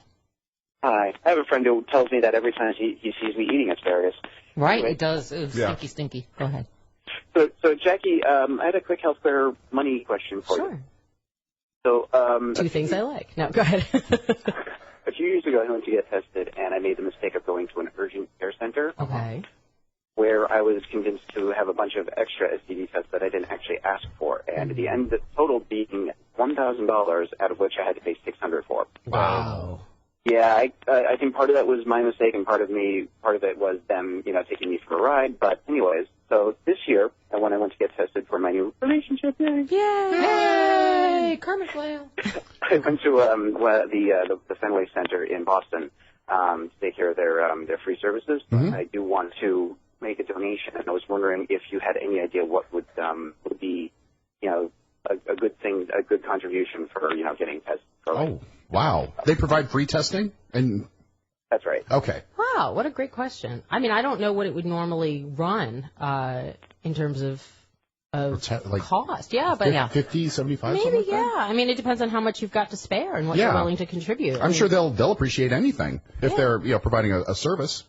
But that's wonderful that that's available. Yeah, and So I was thinking of donating around $75, as my boyfriend already has. I think that's appropriate. Well, it's absolutely and you're goodbye. Yeah. Okay. I also do. I also answer questions about what to give for weddings. Okay, So- awesome. Jackie's on. It's not just healthcare we talk about. No, Okay. bar mitzvah gifts. I'm good with that too. Okay. Just Amber in California, you're on the Stephanie Miller Show. Hello, Amber. Hello, good morning. Hi, good morning. Good morning. So I obviously have a question for Jackie. My mom is on Medicare, and I told her she had supplemental insurance, but she had one of those insurance companies that decided to just get rid of the plan when the ACA went into effect. And so I had her get online to try and get a new plan through the exchange, and it seems like, I don't know if she's one of those people who's maybe falling through the cracks, but I'm trying to figure out how I can get her some supplemental insurance. And because I went on the ACA, and they said they wanted like $500 a month. She can't afford that. She makes like $13,000 a year on disability. Yeah, I'm not so sure you can get a Medicare supplemental through the exchange. What you'd have to do is go through the insurance companies themselves, if I'm not mistaken, because if she's on Medicare, then that's her primary insurance, right? And then what she needs to then get would be a Medicare, like Part B or a supplemental plan, and that has to go directly through the insurance company. The plans offered on the exchange are going to end up being more expensive because those are the primary plans. So people who are buying on the exchange are individuals who don't have primary health insurance. Those aren't really Medicare supplements. Right. Well, I thought maybe she might be eligible for Medi-Cal, but it turns out that because she's on Medicare, she's not eligible for that as well. Right. Yeah. Medi-Cal is for those who don't make a certain amount of money. It's not for people over 65. So Medicare is her primary insurance, and then any sort of supplement would have to go through a private insurance company or a broker or something like that. Yeah, she's actually not over 65. She's just physically disabled. So. Okay. You know what? Then I think it depends on the state, if I'm not mistaken, to decide whether or not she's eligible for. She's in California. Oh, she's here in California. I don't know. Yeah. I'd have to know what the parameters were for Medi-Cal versus Medicare. But I don't know the difference, to be honest with you, when it comes to the disabled. And I'd have to look into that some more. I just don't know. Yeah. There is a distinction, and I just don't know what that is. Okay. I apologize for that.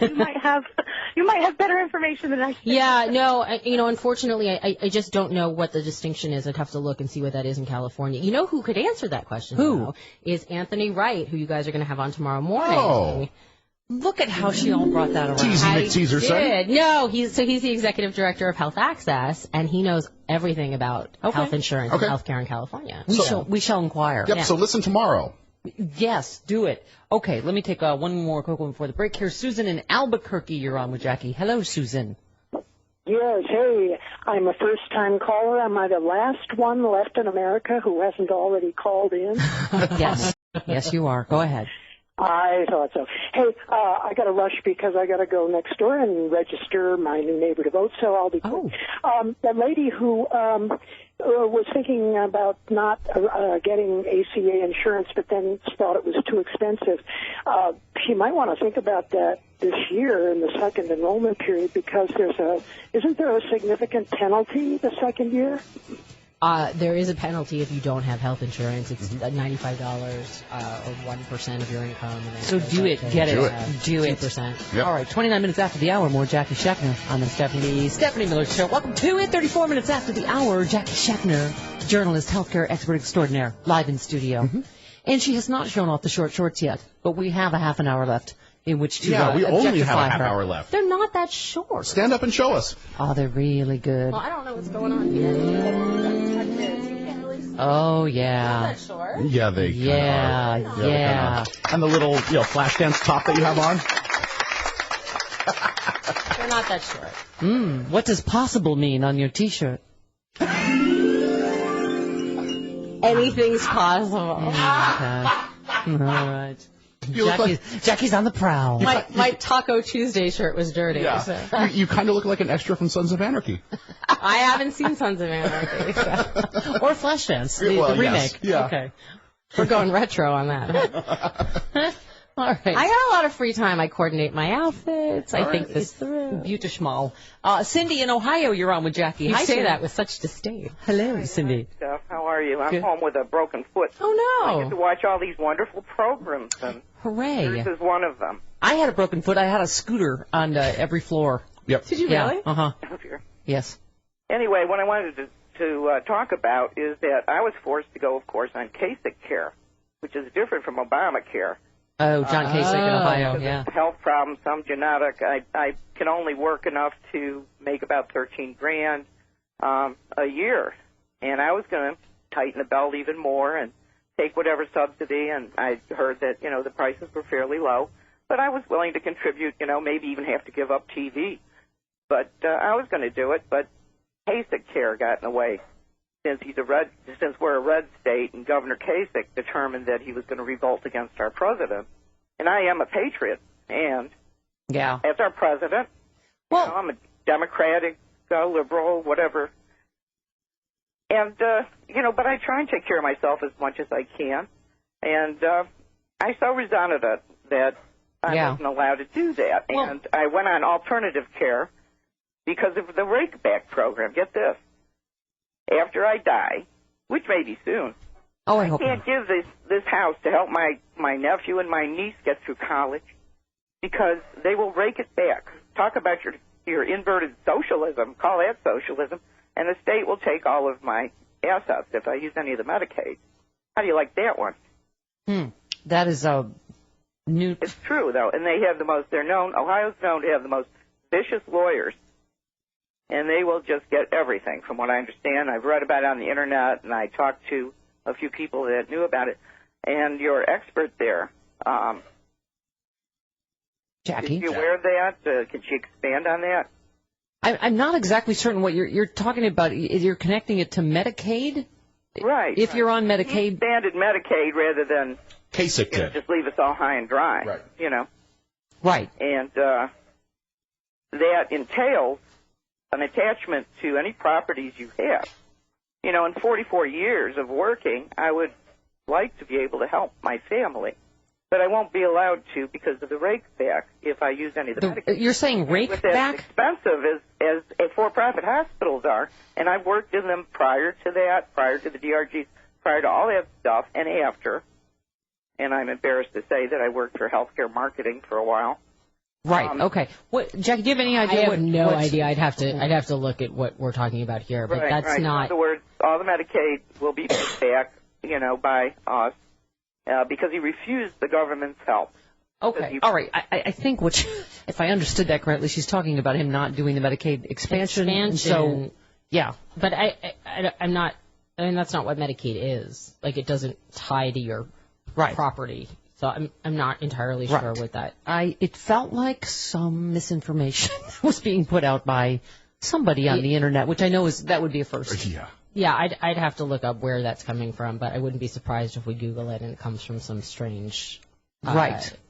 inauthentic source. I loved what the president said yesterday. I don't know if you heard this. Let's come on. Come on and help out a little bit.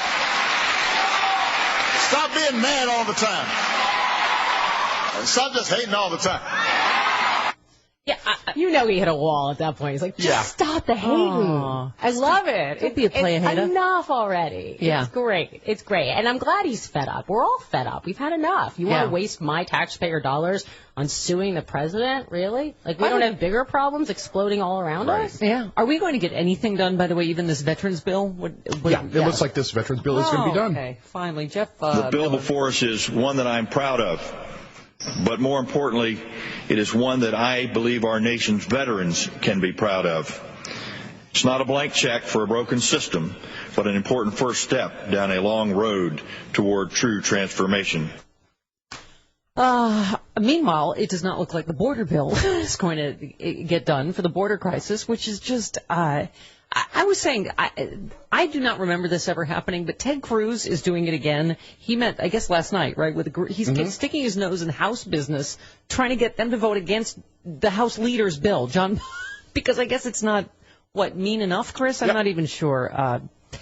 Cruz's huddle, the latest example of the combative freshman senator wading into House affairs and serving as an informal whip against the leadership's immigration position. I mean, this is just an unprecedented level of dysfunction just in their party. If I were the Republican House leadership, I would be pissed. Oh, absolutely. That someone from the Senate Get your is nose out of our business. Exactly. Who do you think you are? And what's so infuriating about look, as a independent Democrat, however, I want to define myself depending on where I'm feeling in the moment. I'd love to see this Republican extremists explode or implode. That's ideal, right? Like, let them just kind of eat their own. But at the same time, we really are getting nothing done, and it's so infuriating, and it's dangerous for the American people. Right. Tomorrow they adjourn, right, for a 5-week because what they need is another vacation. Right. Yeah. So it'll leave Boner enough time to cobble together votes. Cruz has said he would like House Republicans to defund Obama's Deferred Action for Child Arrivals program, a suggestion, it is incredible that, the House bill is mean enough that the Democrats are against it, and for Ted Cruz, it's for entirely different reasons he wants them to vote against it. He said the only way to stop the border crisis is to stop Obama's amnesty. It is disappointing for border security legislation unveiled that it does not include language to end Obama's amnesty. He always repeats the same buzzwords. First of all, disappointed. He's very disappointed all the time. Disappointed in America and Harry Reid, and he's just disappointed. Anyway, because when you don't have facts to back it up, you've got to whip everybody into a frenzy. Right. There's no actual, and he likes to repeat words that other people can repeat without having to know what they necessarily mean. He's the master of the soundbite. Yeah. I'll give him that. There we go. Democrats are critical of some of the bill's measures, such as sending National Guard troops to the border. First of all, they can't do anything. Right. Okay. And changing a 2008 law so minors can be deported more quickly with less time to make a case for why they should be allowed relief. Nancy Pelosi said we must have a heart, look into our souls to guide us in our treatment of these desperate children. While we are reminded of the critical importance of passing comprehensive immigration reform, we must do so much more than the Republicans' unjust and inhumane proposal. First of all, they need to finish the argument with themselves before they can legislate with us. Right? Even as mean as this bill is, not mean enough for Ted Cruz. He said himself an immigrant. Yeah, I was just going to say, wasn't he born elsewhere? Yes, he was. He was born in Calgary, I believe. He said that the House leader's border package includes no language on executive actions is a surrender to a lawless president. This is Jeff Sessions and Ted Cruz said. And it is a submission to the subordination of congressional power. Ooh, they're submissives. That's what they... Benghazi is the safe word. Why do you got to bring sex into it? Benghazi is the safe word. We all know that. The White House issued a formal veto threat yesterday on the House Republicans' funding bill for the border crisis. They said Republicans have had more than a year to comprehensively fix, obviously, the broken immigration system, but instead of working toward a real lasting solution, they've released patchwork legislation that will only put more arbitrary and unrealistic demands on an already broken system. It'll make the situation worse, not better.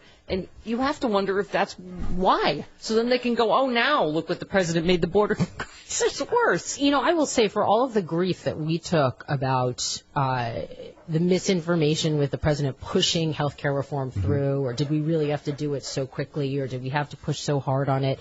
You know, we took a lot of grief on that one, and I will say I don't think you could have gotten it done any other way. We had to get out in front of it quickly, and we had to push for health care reform quickly and swiftly, and we had to entrench in it and commit to it. And I think that's the problem we're having now with things like immigration, right? It's that it's taken such a long time, and there hasn't been a concerted push. And I don't mean to the exclusion of everything else, because we have a lot of other issues that need to be taken care of. But it's dragged on for so long now that it's easy to kind of divide and conquer, as opposed to having one concerted effort pushing for the administration to just get it done, or for Congress to get it done, whoever happens to be kind of in command at the moment. So, you know, I will say that for people who say, you know, I don't know that we had to do health care that way, we did, because otherwise it would be as scattered as the immigration fight is right now, and unfortunately things aren't getting done the way they need to be. Hey, here's a good reason it might be a good idea to keep our health care going, because Ebola. Because Ebola. Oh, jeez. Yeah, How scary is getting that? a little freaky. Did you see an Ebola scare shut down the Charlotte emergency room? Charlotte, North Carolina, where my mom lives. That's right. It turns out the patient didn't have anything infectious, but had a history of travel to countries with infectious disease. But there was a whole other. They listed 10 other diseases. Your local. You can't carry water on a plane, but Ebola, no problem. Right. Exactly. Wow. There's a lot of scary diseases out there. Yeah. Yeah. Well, you just, I mean, we have to be more careful. And there are only 20 airports across the country that have quarantine areas where they can put people. Yeah. So if you fly into the country, into one of those airports that doesn't have a quarantine thing. Oops. Alan, Chicago, real quick. You're on with Jackie with an important question. Hey, guys. Love your show. Thank you. I wanted to ask Jackie if I have a full-time job and I have excellent medical benefits, but I would like nothing more than to quit my full-time job and freelance and sign up for the Affordable Care Act. I'm just terrified that it's not going to be around for a long time, particularly if, you know, the Senate goes Republican, or if a Republican is elected in 2016. I mean, do you have any thoughts on that? Yeah, I think you have nothing to worry about. I think one of the wonderful things about the Affordable Care Act is it ends up doing things like getting rid of job lock, which is what you have right now, right? Forcing you to stay in something you don't want to be in just for the benefits. I don't think it's going anywhere. I think the only changes we're going to see in the Affordable Care Act moving forward are improvements to it. You can't take away. Awesome. Yeah, I mean, you can't take away. Right. Affordable health insurance for millions and millions and millions of people. It's not something that will ever fly politically or even just in a humanitarian way. Yeah. You know, now that people have it and access to it, you're not going to be able to rescind that. What you can do, though, is make improvements to it. And that's the only change I think we're going to see moving forward. Yay, I love my news. Happy clappy. By the way, yes, screen caps of Jackie are rocketing around Twitter. Yeah, I bet they are. Yeah. Oh, yeah, they are. Are they any good? Yeah, your legs look little incredible. eye candy from Mama. 46 minutes after the hour, right back. We're going for a SoulCycle sponsorship. Oh, yeah. Right back on the Stephanie Miller Show. Where's the water? Where's the water? Where's the flash dance water? Oh, Jackie. I just had to ask permission to say a word on the air, and Chris is like, you cannot boobies? say it. Yeah. Yeah, you can say boobies. I didn't know if you could say boobies on the air. That was the first R-rated movie I ever saw where I saw a pair of boobies. Can you take your bra off, please, for us? No! Come on. All right. Just under your shirt, like she did in the movie. Yeah, at the dinner table. We don't need to see boob. I don't have to like totally humiliate myself. All right. Yeah. Objectify myself. Yeah, we're using you for your body and your brain, though. No, you're not. Okay. 1-800-STEPH-1 No, the phone number 2 for your Don't try to make it sound. Yeah, we are. I get what you're into. I'm on to you.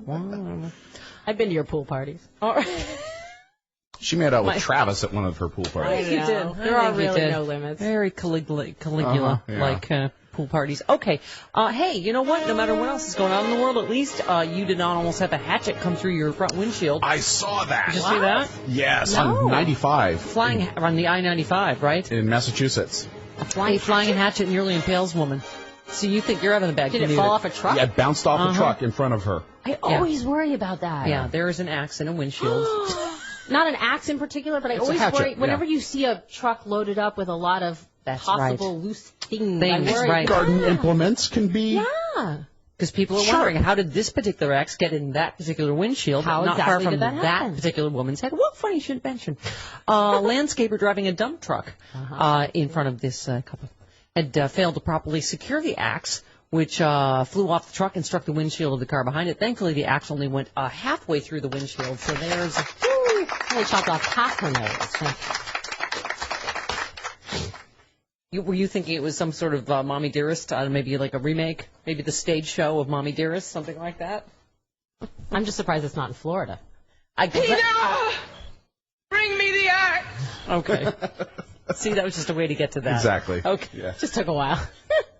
Okay, let's go to... Slow segue. Yeah. Let's go to Paul in Reno. You're on with Jackie. Hi, Paul. Hi, good morning. Hi. I have a really important question. Our healthcare exchange was a state-run, and we could not log on. All we could do was just go on and get the number, and then when we tried to log onto it, it wouldn't allow us to.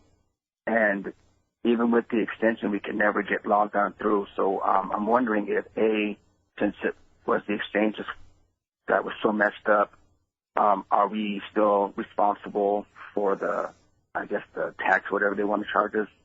And the second part is, if we sign up by November, when it comes back on, if they fixed it or not? I would assume that they've got all the glitches fixed by now. Yeah. I know that there were some problems with the state exchange in Nevada. Mm-hmm. I don't know where that stands at the moment. I would imagine they'll have that By cleared now, up. Yeah, they would have that cleared up. Otherwise, we'd still be hearing about it. Yeah, and I'm pretty sure. I mean, I don't know definitively because I just don't know what they're doing statewide in Nevada. But I would imagine that if there were problems with the website, that they'll defer any penalties caused by that. Or any sort of fees. But I will say that, if you did have an opportunity at some point during the open enrollment to enroll and you chose not to, and then there's a penalty for doing that, right. That'll probably still be in play. Have you seen the latest story about Paul Ryan, friend of the poor? He, Sorry. Yes. He has a new plan that involves life coaches. Seriously? Yes. Yes. Last weekend, he said the government would better fight poverty if poor people worked and case managers on a life plan. Liberal and conservative critics have derided his idea as life coaching, government life coaching, something that would be both paternalistic and expensive. I thought we wanted less big government. Yeah, who is hiring these life coaches for? The government right, life for the poors. He, on Wednesday, he told reporters that case management is just an idea he likes, not something he'd insist on, such as work requirements or time limits for welfare recipients. It's just an idea to make him appear more. Really, the party of less government wants a government life coach. Doesn't that sound... Right. A government life coach for each person. Right. That's By the way, expensive. he emphasized his new proposal is, unlike his previous budget, not designed to reduce the federal budget by slashing safety net programs. However, critics say Are these volunteer life coaches? They'd be shifting money to these life coaches. How would you be paid out for of that? work soul cycle instructors? What are they? Oh, God. Yeah. They said Sweat is just pain leaving your body. What is that? Sweat is fat crying. Right. Oh, God. I haven't heard that one in a while, actually. Oh, you didn't thank get up God. this early to compromise. There is no recovery in this class. Recovery is staying alive. Do they know how early you get up? Yes. Okay. Anyway, critics say slashing would be an inevitable result, partly because an army of new case managers would cost a lot of money. The cash would come from programs that previously sent it directly to the poor in form of benefits such as food stamps and housing vouchers.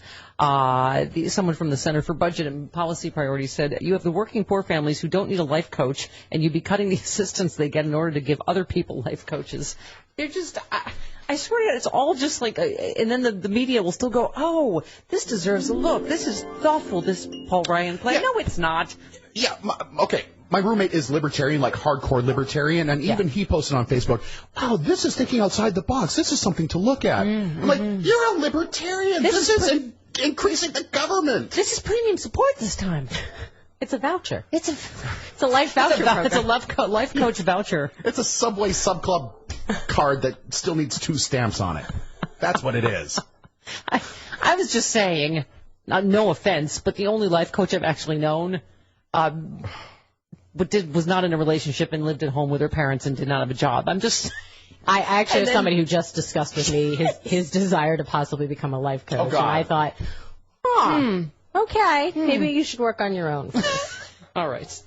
We apologize to any wildly successful life coaches. No, and there are some people, I'm sure, who are very good at it. I'm sure Ianla does a great job. Exactly. Jackie Scheckner, how can we follow you, not in a creepy, stalky way to see your legs, but in a professional way? At Jackie Scheckner. On Twitter, or my website, JackieScheckner.com, or on the Facebook, Jackie Scheckner TV. It's all there. That's her handle, as the kids call it. Okay. We love you, Jackie Scheckner. I love you guys, too. See you next week. Bye. Bye.